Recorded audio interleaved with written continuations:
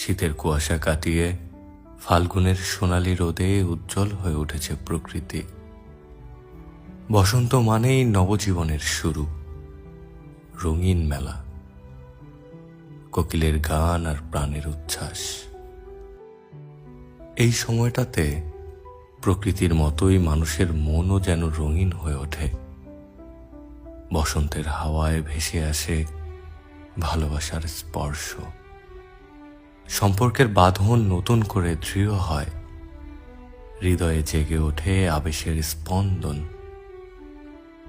প্রকৃতির পরিবর্তনের সঙ্গে সঙ্গে আমাদের ভেতরের অনুভূতিগুলোকেও যেন নতুন করে জাগিয়ে তোলে। শীতের নিস্তব্ধতাকে পিছনে ফেলে বসন্তের উচ্ছ্বাসে সবাই হারিয়ে যায় ভালোবাসার আবেশে।